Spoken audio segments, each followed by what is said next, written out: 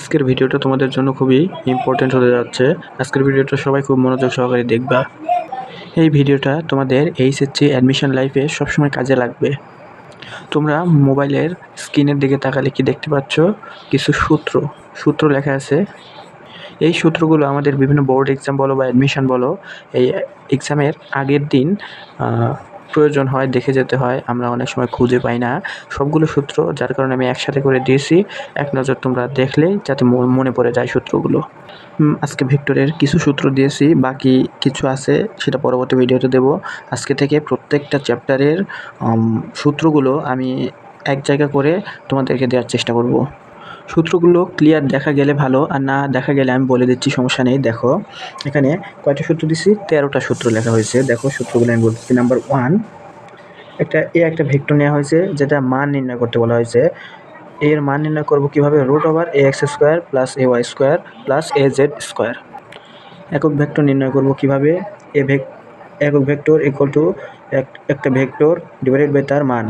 3 নম্বর সূত্র রয়েছে a.b equal to, দেখো কি লেখা যায়, ax bx + ay by + az bz। 4 নম্বর সূত্র আছে a.b equal to ab cos θ। এবং এখানে আরেকটা সূত্র দিচ্ছি a × b equal to ab sin θ। এটাকে আবার এইভাবে লেখা যায়, দেখো ijk ax ay az bx by bz। তারপরে 5 নাম্বার যে সূত্রটা আছে সেটা হচ্ছে লব্ধি r equal to √p² + q² + 2pq cos α। 6 নম্বর যে সূত্রটা আছে a.b ইকুয়াল টু 0 হলে এটা হবে লম্ব। আবার দেখো a × b ইকুয়াল টু 0 হলে সমান্তরাল। এই যে একটা জিনিস, এটা বিভিন্ন ভার্সিটিতে আসে, প্রতি বছরই আসে, এটা খুবই ইম্পর্টেন্ট। এরপরে 7 নম্বর যে সূত্রটা, এ ও বি ভেক্টরের মধ্যবর্তী কোণ নির্ণয়ের ক্ষেত্রে দেখো কি হবে, θ equal to cos inverse a.b divided by a এর মান ইন্টু, অর্থাৎ এখানে গুণ, ইন্টু বি এর মান। আর ম্যাক্স অর্থাৎ লব্ধি সর্বোচ্চ হবে কখন? যখন আলফা ইকুয়াল টু 0 ডিগ্রি হবে, তখন কি হবে লব্ধি? আর ম্যাক্স ইকুয়াল টু হবে পি প্লাস কিউ। আবার যখন আলফা ইকুয়াল টু 180 ডিগ্রি হবে, তখন লব্ধির মানটা হবে সর্বনিম্ন, অর্থাৎ পি ডিফারেন্স কিউ, অর্থাৎ পি মাইনাস হতে পারে, আবার কিউ মাইনাস পি হতে পারে। 9 নম্বর সূত্র যেটা আছে, এ ও বি কোনো ত্রিভুজের বাহু হলে ক্ষেত্রফল হবে হাফ a × b। আবার সামান্তরিকের কর্ণ হলে হাফ a × b।